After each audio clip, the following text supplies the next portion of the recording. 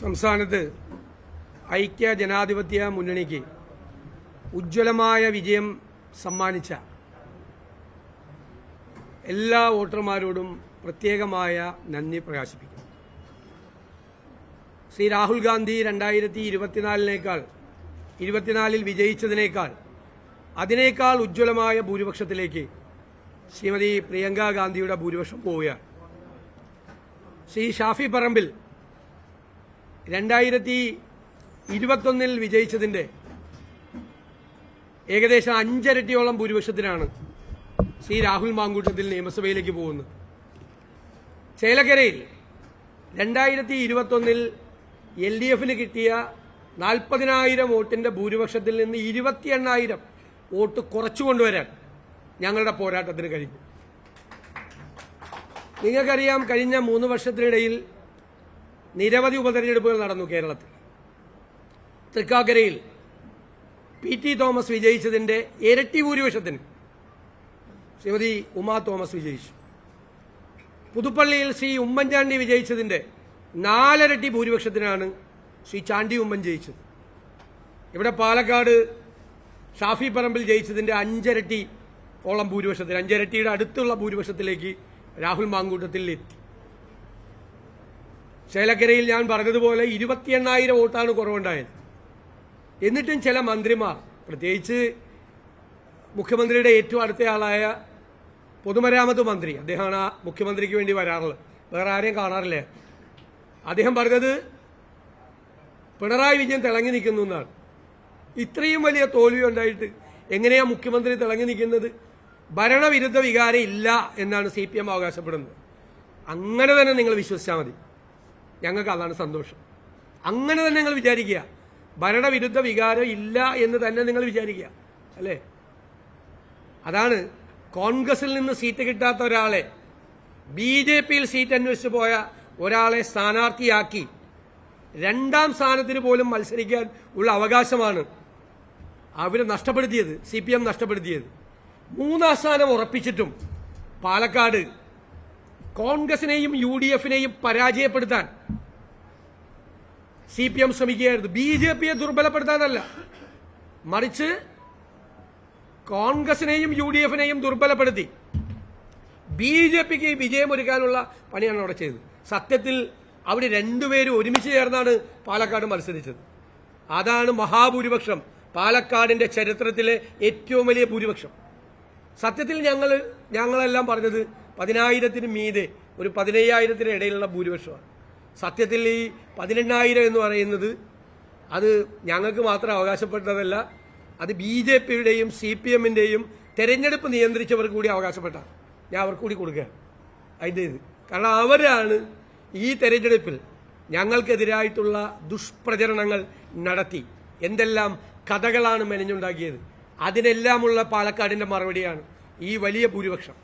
മാത്രമല്ല, കേരളത്തിൽ BJP-യെ തടുത്തു നിർത്താൻ, പിടിച്ചുകെട്ടാൻ കഴിവുള്ളത് കോൺഗ്രസിനും ഐക്യ ജനാധിപത്യ മുന്നണിക്കും മാത്രമാണ് എന്നൊരു വലിയ പ്രഖ്യാപനം കൂടി ഈ പാലക്കാടത്തെ തെരഞ്ഞെടുപ്പ് നടക്കുന്നുണ്ട്. പാലക്കാടും വയനാടും നല്ല വിജയവും ചേലക്കരയിൽ വലിയ പെർഫോമൻസും നടത്താൻ കഴിഞ്ഞത് ഐക്യ ജനാധിപത്യ മുന്നണിയുടെയും കോൺഗ്രസിന്റെയും കൂട്ടായ ഒരു ടീം വർക്കിന്റെ ഫലമാണ്. ഞാൻ ആ ടീം വർക്കിന് ഈ വിജയം സമർപ്പിക്കുക. സ്ഥാനാർത്ഥികളെ സാധാരണ ഇലക്ഷൻ പ്രഖ്യാപിച്ചിട്ട് ഒരാഴ്ച കഴിഞ്ഞിട്ടാണ് പ്രഖ്യാപിക്കാറുള്ളത്. ഇത് ഇലക്ഷൻ പ്രഖ്യാപിച്ച അന്ന് രാത്രി തന്നെ അഖിലേന്ത്യാ കോൺഗ്രസ് കമ്മിറ്റി നമ്മുടെ സ്ഥാനാർത്ഥികളെ പ്രഖ്യാപിച്ച് നമുക്കൊരു മുൻതൂക്കം തന്നു.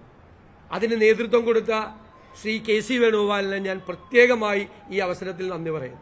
തെരഞ്ഞെടുപ്പിന്റെ ഓരോ ഘട്ടത്തിലും അദ്ദേഹവും കേരളത്തിന്റെ ഇൻചാർജായ ശ്രീമതി ദീപാദാസ് മുൻഷിയും 2 ACC ഭാരവാഹികൾ ശ്രീ 3 പേർ PV മോഹനും അതുപോലെ മൻസൂർ ഖാനും ശ്രീ അറിവഴകൻ ഉൾപ്പെടെ അവരുടെ ഒരു സാന്നിധ്യവും അവരുടെ പ്രസൻസും ഉണ്ടായി.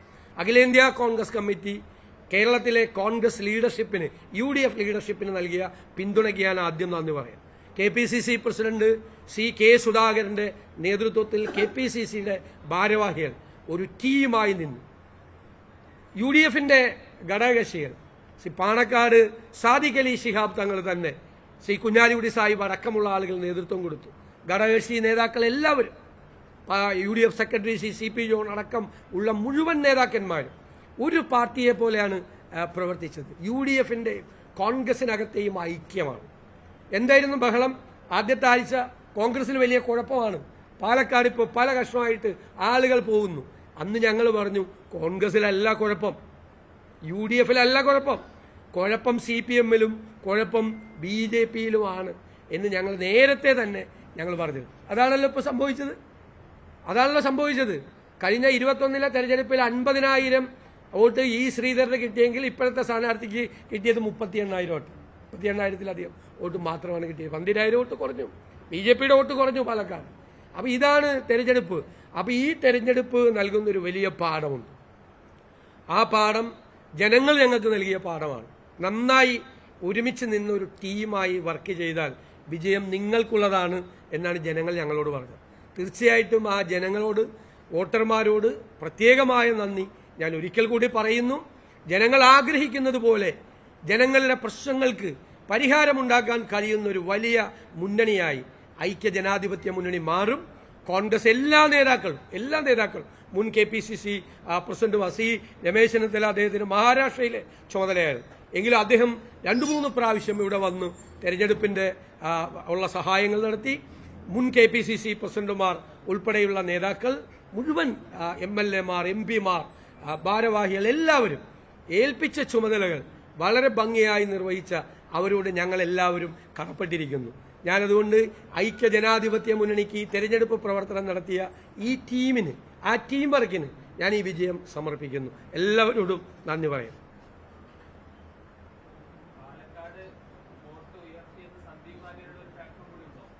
അല്ല, തീർച്ചയായിട്ടും തെരഞ്ഞെടുപ്പിൽ ഒരുപാട് ഘടകങ്ങളുണ്ട്. എല്ലാവരും പ്രചരണം നടത്തിയത് എന്താ? CPMന്റെ പ്രചരണമായിരുന്നല്ലോ. CPM ആ ആളെ സ്വാഗതം ചെയ്തു, ക്രിസ്റ്റൽ ക്ലിയർ ആണെന്ന് പറഞ്ഞു, ബെസ്റ്റാണെന്ന് പറഞ്ഞു, നല്ല സർട്ടിഫിക്കറ്റ് കൊടുത്തു. ഞങ്ങൾ ഒരാഴ്ച മുമ്പേ തീരുമാനിച്ചാണ് അദ്ദേഹത്തെ കൊണ്ടുവരാൻ. ഞാൻ പറഞ്ഞല്ലോ, ഞങ്ങൾ വൈകിച്ചത് CPM നേതാക്കളുടെ സർട്ടിഫിക്കറ്റ് കൂടി ആയിട്ടാണ് ഈ സന്ദീപ് വാര്യർ കോൺഗ്രസിലേക്ക് ചെയ്യുന്നത്. ആ ഫയലുമായിട്ടാണ് അദ്ദേഹം വരുന്നത്. എന്നിട്ട് ഈ ഇരുണ്ട് നേരം വെളുക്കുന്നതിന് മുമ്പ് ഈ CPM നേതാക്കളെല്ലാം മറഞ്ഞു. പിന്നെ എന്തെല്ലാം വർഗീയ പ്രചരണമാണ് നടത്തിയത്. 2 മുസ്ലിം സംഘടനകളുടെ നേതൃത്വത്തിലുള്ള 2 പത്രത്തിൽ CPM കൊടുത്ത പരസ്യം മന്ത്രി MP രാജേഷിന്റെ നേതൃത്വത്തിലാണ് ആ പരസ്യം കൊടുത്തത്. കേരളം ഇവരുടെ ഈ വർഗീയതയോർത്ത് നാണിച്ച് തലകുനിക്കും. സംഘപരിവാർ പോലും നാണിച്ചു പോകുന്ന വർഗീയ പ്രചരണമാണ് CPM കേരളത്തിൽ നടത്തിയത്, ഈ തെരഞ്ഞെടുപ്പിൽ നടത്തിയത്.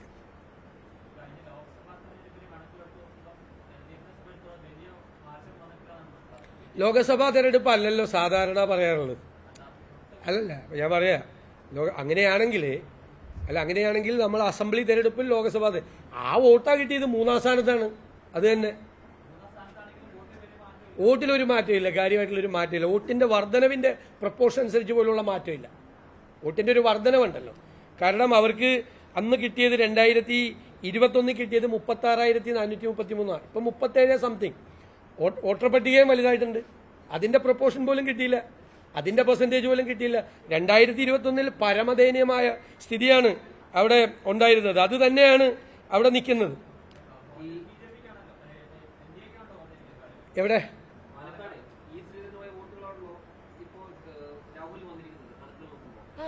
അതുകൂടി കിട്ടി ഞങ്ങൾക്ക്. ഞങ്ങൾ BJPയുടെ വോട്ട് ഗണ്യമായി കുറച്ചു. ആ വോട്ട് CPMലേക്കല്ല പോയത്, ആ വോട്ട് ഞങ്ങൾക്കാണ് പോയത്, ഞങ്ങൾക്കാണ് വന്നത്. കറക്റ്റ് അല്ലേ? ശ്രീധരൻ മത്സരിക്കുമ്പോൾ ശ്രീധരന് 50,000 വോട്ടാണ്. കൃഷ്ണകുമാർ കിട്ടിയിരിക്കുന്നത് 32,000-ലധികം വോട്ടാണ്. 12,000 വോട്ട് കുറഞ്ഞു. ഇവിടെ ഒരു 1,000-ലധികം വോട്ട് മാത്രമാണ് LDF സ്ഥാനാർത്ഥിക്ക് കൂടിയുള്ളൂ. അത് പ്രപ്പോസലാണ്. NDAയുടെ വോട്ടാണോ അത്? NDAയുടെ വോട്ടാണോ? ശ്രീധരന് കിട്ടിയ വോട്ട് നിങ്ങൾ BJPയുടെ ചെലവിലങ്ങ് വയ്ക്കുകയാണോ? ആണോ? ശ്രീധരന് കിട്ടിയ 50,000 വോട്ട് BJPക്ക് ഉണ്ടെന്നാണോ ആ ചോദ്യത്തിന്റെ അർത്ഥം? അല്ല, അത് ശ്രീധരന് അഡീഷണൽ ആയിട്ട് കിട്ടിയ 10-12,000 വോട്ടാണ്. അത് രാഹുൽ മാങ്കൂട്ടത്തിന് കിട്ടി. അതും കിട്ടി, അതിനേക്കാൾ കൂടുതലും കിട്ടി. അതുകൂടി കിട്ടിയാലും വരില്ലല്ലോ. അത് 12,000 വോട്ട്, പിന്നെ ഒരു 4,000 വോട്ട് ഷാഫിക്ക് കിട്ടിയ ഭൂരിപക്ഷം, അപ്പോഴും 16 ആയുള്ളൂ. പിന്നെ പോയില്ല അങ്ങോട്ട് മുകളിലേക്ക്. 18 കഴിഞ്ഞ് 19ന്റെ അടുത്ത് വന്ന്. LDFന്റെ വോട്ട് എന്തിന്? അത് പ്രപ്പോഷണലായിട്ട് കൂടിയിട്ടില്ലല്ലോ. അന്ന് കിട്ടിയ വോട്ട് പരിതാപകരമായ വോട്ടല്ലേ? ഇനി അതിനേക്കാൾ കുറയാനില്ല. 3-ാം സ്ഥാനത്താ. 10 കൊല്ലം മുമ്പ് 3-ാം സ്ഥാനത്തല്ലായിരുന്നു, 2-ാം സ്ഥാനത്തായിരുന്നു. അവിടെ BJP വളർന്ന്, CPM-ന്റെ തകർച്ച കൊണ്ടാണ് BJP അവിടെ വളർന്നത്. ഇപ്പം ഞങ്ങളാണ് BJP-യെ പിടിച്ചു കെട്ടിയത്.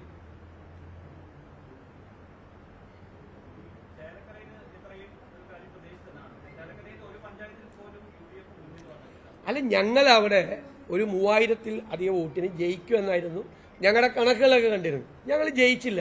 പക്ഷേ 39,600 വോട്ടിനാണ് 2021-ൽ കെ രാധാകൃഷ്ണൻ ജയിച്ചൊരു സ്ഥലമാണ്. 28 വർഷമായിട്ട് CPM-ന്റെ MLA-മാരിയിരിക്കുന്ന സ്ഥലമാണ്. അവിടെ പോയി ഞങ്ങൾ 28,000 വോട്ടിന്റെ ഭൂരിപക്ഷം കുറച്ചു. അത്രയും വർക്ക് ഞങ്ങൾ അവിടെ നടത്തി. അവിടെ അതാണ് മാറ്റം ഉണ്ടാക്കാൻ പറ്റും എന്നാണ്. കഠിനാധ്വാനം ചെയ്താൽ മാറ്റം ഉണ്ടാക്കാൻ പറ്റുമെന്നുള്ളതാണ്. ഇത്രയും വ്യത്യാസം ഞങ്ങൾ പ്രതീക്ഷിച്ചില്ല. കുറച്ചുകൂടി ഞങ്ങൾ താഴോട്ട് വരുമെന്നാണ് അവർ പ്രതീക്ഷിച്ചത്. ഞങ്ങളൊരു 3000 വോട്ടിന് വീതം ജയിക്കാൻ സാധ്യതയുണ്ടെന്നായിരുന്നു ഞങ്ങളുടെ കണക്ക്. അത് ശരിയായില്ല, സത്യമാണ്. പക്ഷേ നിസ്സാരമായിട്ട് കാണണ്ട. ചിലകരെ 28,000 വോട്ടാണ് കുറച്ചത്. അന്ന് ഭരണ തുടർച്ചയ്ക്ക് വേണ്ടി കിട്ടിയ വോട്ടാണ് 40,000. ഭരണ തുടർച്ചയ്ക്ക് വേണ്ടി 2021 കിട്ടിയ വോട്ടാണ്. ആ ഭരണ തുടർച്ചയ്ക്ക് കിട്ടിയ വോട്ടിന്റെ 28,000 വോട്ട് ഞങ്ങൾ താഴേക്ക് വേണം.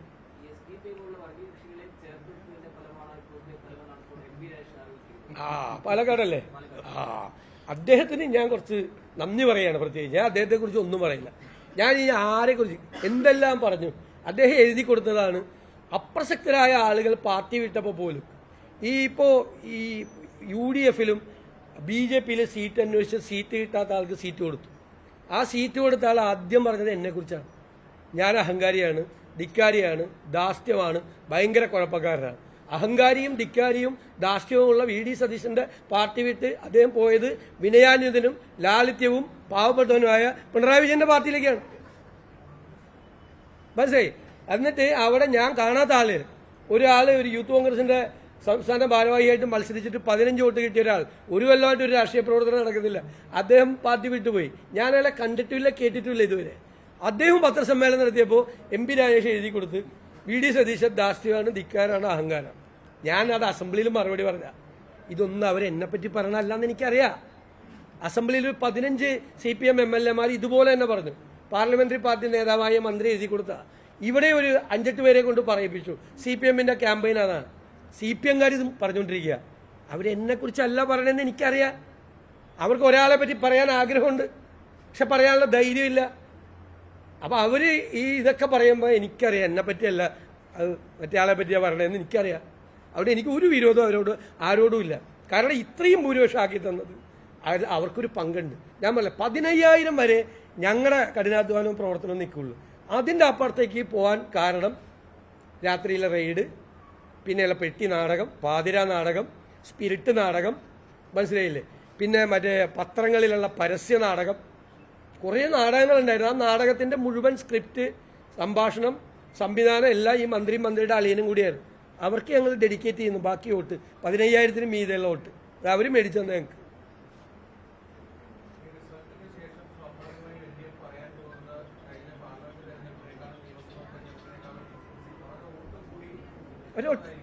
അവര് വോട്ട് കൂടിയിട്ടില്ല. അവരുടെ വോട്ട് ഞാൻ പറഞ്ഞില്ലേ, 2021 നിയമസഭ തെരഞ്ഞെടുപ്പിൽ അവർക്ക് കിട്ടിയത് 36,433 വോട്ടാണ്. ആ വോട്ട് ഇപ്പൊ 37,000 വോട്ട്. 1000 വോട്ടിനേക്കാൾ കൂടുതൽ വോട്ടർ പട്ടിക വലുതായില്ലേ? 10,000 വോട്ട് അവിടെ ചേർത്തിട്ടുണ്ട്. അപ്പോഴാ 1000 വോട്ടേ കൂടുതൽ കിട്ടിയിട്ടുള്ളൂ. ആ 10,000-ന്റെ ഷെയറെങ്കിലും കിട്ടണ്ടേ? ഈ 3 പേർക്കായിട്ട് ഈ 10,000 വോട്ട് പോവുമല്ലോ. കൂടിയ വോട്ട് 10,000 വോട്ട് ചേർത്തിട്ടുണ്ട് അവിടെ പുതിയതായിട്ട് 2021 അസംബ്ലിയേക്കാൾ. അതിനേക്കാൾ കൂടുതലുണ്ട്. പാർലമെന്റിന്റെ കൂടി വരുമ്പോൾ അതിനേക്കാൾ കൂടുതൽ വരും. എന്നിട്ട് ഈ 10,000-ന്റെ ഷെയർ പോലും കിട്ടിയില്ല. കൂടിയതാണോ? കൂടിയതല്ല, കുറയാണ് ചെയ്തത്. LDF-ന് കുറയാണ് ചെയ്തത്. നമ്പറല്ല നോക്കണ്ട. അപ്പോൾ അന്നുണ്ടായിരുന്ന വോട്ടാണ്. അന്നുണ്ടായിരുന്ന വോട്ടിനേക്കാൾ പാർലമെന്റ് ഇലക്ഷൻ മുമ്പിൽ ചേർത്ത വോട്ടും ഇപ്പോഴത്തെ ചേർത്തും കൂടി ഏകദേശം 15,000 വോട്ട് 2021 ഇലക്ടറൽ റോളിനേക്കാൾ കൂടി. 15,000 വോട്ട് കൂടിയപ്പോൾ LDF-ന് കിട്ടേണ്ടത് 1000 വോട്ടിന്റെ വർധനമാണോ? ആണോ? കണക്കാണത്. കണക്കൊന്നും പറഞ്ഞ് നമ്മളോട് വരാൻ നിൽക്കണ്ട. കണക്കനുസരിച്ച് LDF-ന്റെ വോട്ട് കുറയാണ് ചെയ്തത്. അവർക്കൊരു 3 പാർട്ടി വീതം വെച്ച് പോകുമ്പോൾ ഒരു 3,000 വോട്ടെങ്കിലും കൂടണ്ടേ? വേണ്ടേ? ഞങ്ങൾക്ക് ഒരു 6000 വോട്ട് കൂടി, BJPക്ക് ഒരു 4000 വോട്ട് കൂടി, 10, ബാക്കിയെങ്കിലും കുറെയെങ്കിലും ഒരു 3000 വോട്ടെങ്കിലും കൂടണ്ടേ? കൂടിയില്ല, 1000 വോട്ടാണ് കൂടിയത്. വോട്ട് കുറയുകയാണ് ചെയ്തത്. അങ്ങനെയാണ് കണക്ക്. ഇനി കൂടിയെന്ന് അവർ വിചാരിച്ചോട്ടെ, അവരങ്ങനെ തന്നെ വിചാരിച്ചാൽ മതി. ഭരണവിരുദ്ധ വികാരം ഈ തെരഞ്ഞെടുപ്പിൽ ഉണ്ടായില്ല എന്നാണ് മുഖ്യമന്ത്രിയും കൂട്ടരും വിശ്വസിക്കുന്നുണ്ടെങ്കിൽ നല്ല കാര്യം, അത് അങ്ങനെ തന്നെ കണ്ടിന്യൂ ചെയ്യാം. ഇനി 1.5 കൊല്ലം കൂടി ബാക്കിയുണ്ടല്ലോ, കാണാം.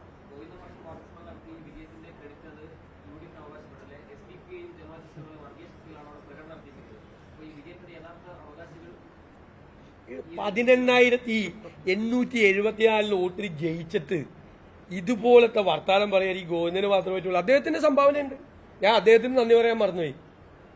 കാരണം നവീൻ ബാബുവിന്റെ കുടുംബത്തിൽ പോയി ഈ കുടുംബത്തിന്റെ കൂടെയാണെന്ന് പറയുക, എന്നിട്ട് പ്രതിയായ PP ദിവ്യ ജയിലിൽ നിന്ന് ഇറങ്ങുമ്പോൾ സ്വന്തം ഭാര്യയെ ജയിലിൽ സ്വീകരിക്കാൻ വിട്ട് കുറച്ച് കൂട്ടി അങ്ങ് മേടിച്ചു തന്ന ഒരാളാണ്. ഞാൻ ഒന്നും പറയില്ല പുള്ളിയെ പറ്റി.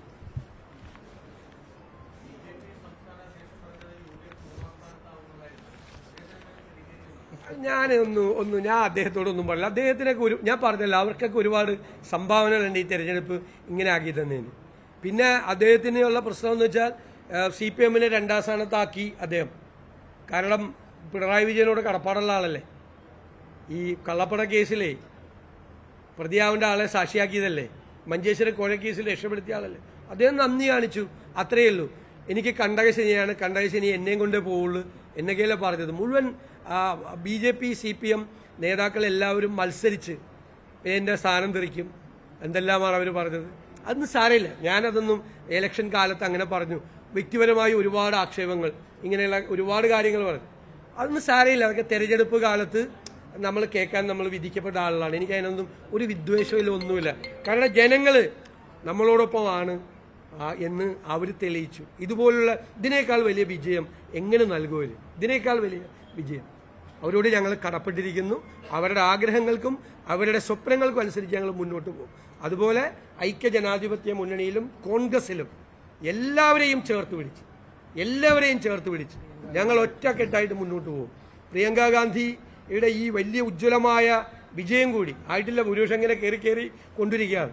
അവരുടെ കേരളത്തിലെ ഒരു സാന്നിധ്യവും തീർച്ചയായിട്ടും ഐക്യജനാധിപത്യ മുന്നണിക്ക് വലിയ കരുത്ത് പകരും എന്ന കാര്യത്തിൽ യാതൊരു സംശയമില്ല. എല്ലാവരോടും ഞാൻ ഒരിക്കൽ കൂടി നന്ദി പറയുന്നു.